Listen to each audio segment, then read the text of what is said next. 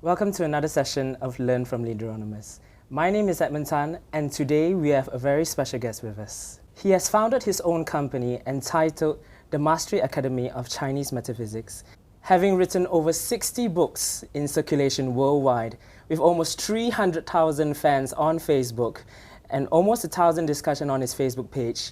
Kindly help me welcome the one and only Mr. Joey Yap. Thank you very much, Joey, for joining us today. Thank you. Thank you. Can you give me a little background about yourself? Where did you come from? What did you study? Well, I studied accounting in Curtin University. Accounting? So, wow. Yeah, it's very different than what I'm practicing right now. So during my uni days, I've already started practicing Feng Shui. You know, back in those days when you're actually studying, you got to have some part-time work with some additional income. Of course. So you don't want to be a waiter, right? Not so. Obviously, if I have at that time a skill, so I decided, hey, why not do a little bit of consulting? So that's how I started, and well, haven't turned back since. So I didn't really practice accounting. I studied it, completed it, but I've not practiced accountancy at all. I see. All right. This is my first and only job. Great, and obviously it's doing all right for you. Well, yeah, I've right never now. sent a resume to anyone in my entire life. I don't think you need to right now. Past the stage. Yes, way past the stage. No worries. Unemployable. Self-employed is a better word. But this switch that you do, or not much of a switch, did people around you, for say your family, close friends, people who mattered dear to your heart, did they have any problems or resentment with this decision? Not resentment, they were a little bit shocked that, because at that time, back in the mid-90s and all that, whenever you mention Feng Shui, right, it sounds like this is, you want to become Feng Shui low, so, they think that this is one of those low class sort of job, and plus at that time the image is not very good, and too many snake oil incense image on this industry. So and when I first started consulting, one of my missions is to clear up this industry, because there are too many people who when they practice this art, they mix it with too much superstition and too much commercial, that you want to improve your life, here take gadget and puts this trinket in your bedroom and you have good luck. That's not how Feng Shui is practiced. Feng Shui is basically a science and an art about aligning to the energies of our environment. It's about nature itself. That's it. There's no need for any placement of objects at all. I get it. Feng Shui has always been your plan, I presume. It's not been my plan, but it's the only thing that I've done at the time. So I've evolved not just through consulting, but through education and also through writing of books. And obviously with my Feng Shui knowledge, I also do, look for properties to invest in. So you can find good properties. Yep, definitely. Amazing. How did you start up your business, this business of yours, the first company that you actually built on your own? Can you tell us a little story about that? How did that come about? No. It's not easy. If I knew how difficult it was back then, I wouldn't have started, So thank God you started it now. Yeah, thank God I just started, and I didn't know that so many things to take care of. When you starting a business is easy. And everyone asks me nowadays when they look at astrology charts and can I start a business? I say anyone can start a business. And most people do it, most idiots do too. It's growing a business that's difficult, Yes, of course. So, to grow a business takes a lot of education, and that part requires self-study and learning from a lot of mentors. And some of my clients who are Feng Shui clients are also very good top business people. And from them, I learned some business advice, and then I implement it on my own team. That's how I see this growth. So that is your few tricks and trades on how you grew your company to such an international phenomenon that it is right now. Well, a lot of help and with a lot of teamwork as well. There's no way one person can do it. People just see Joey Yap, right? But there's a whole team of 50 plus people. That's how everything works. So there's a team that handles the books and the courses and then the consults. So different departments. I have seen your videos. I have seen pictures of you giving talks to people. There are so many people who go and listen to what you have to lecture about, what you have to teach about. What is your secret ingredient to that? Do you have a certain pull factor that you have behind your head? It would be passion. You got to be very passionate about the subject, and there's a lot I want to share about this subject. So with this, People also want to listen to the story behind it, you know, how is it done. And I think the thing is about Feng Shui as a science of life improvement. You know, people want to find ways to improve themselves, and if they can do that through their environment and it is not that difficult, why not? You know, so that's what I share with people. And you know, surprisingly, my first talk was only to like 8 people, and I was really scared already, you know, at that time. Wow. That was, when was this? that was when I was was during uni, you know, at that time, Okay. and I was invited to do a little talk on Feng Shui. butterflies in your stomach? Oh, it was horrible, even for 8 people. So it took a long time to develop because I was not a natural speaker. So How did you overcome those butterflies? Just keep doing it, you know. Just keep doing it. You know, and if you're having fun, I discovered that if you're having fun, you know, it's just time just flies when you are doing a speech and all that. So it's no longer a speech or a presentation. To me, I don't do a presentation. I just go there and share some information. You know, you're educating and have fun. True, You know. true. But while you're having fun, you are always talking, and I'm sure your curriculum, whatever you have to teach, is basically around the same thing, unless you have new added materials. Oh no, we have lots of materials. New added ones all the time. Yes, all the time.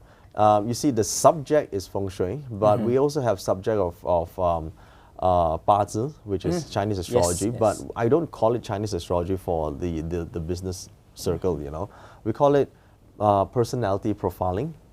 It's the same thing. It's the difference is, you know, in astrology you use their date of birth, and in personality profiling or personality test you have to fill up a whole list of questionnaires, you know, to find their, you know, their Myers-Briggs, you know, profiles and all that. So the difference is we use the elements and look at a chart, a profile, you know, and that tells you basic patterns of how a person should behave.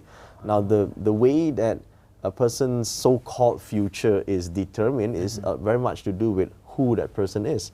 So if we can deduce such a person's character, their personality, their attitude, and we can also see how they think, you know, the thinking pattern affects a person.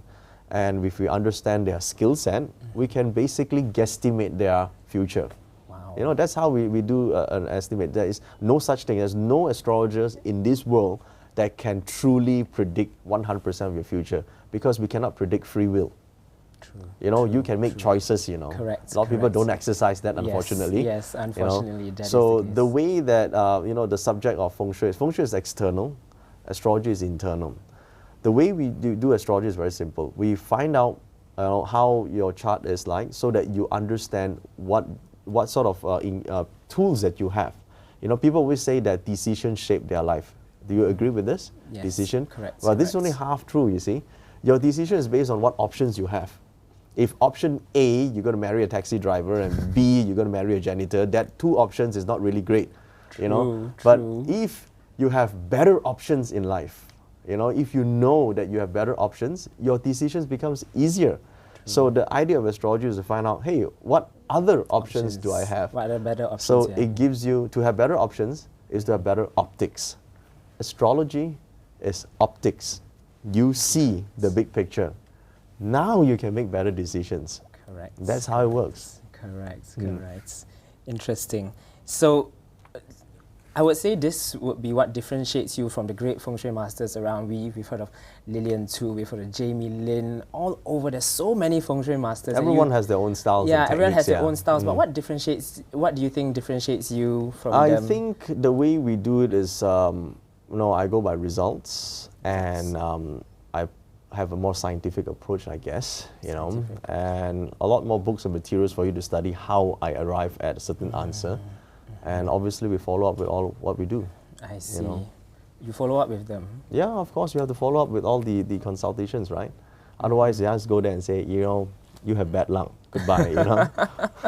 So, I'm sure being where you are right now, there's so much for you to do. How do you do time management? Oh. People always say do time management, but how does Joey Yap do time management? Well, there's always the iPhone.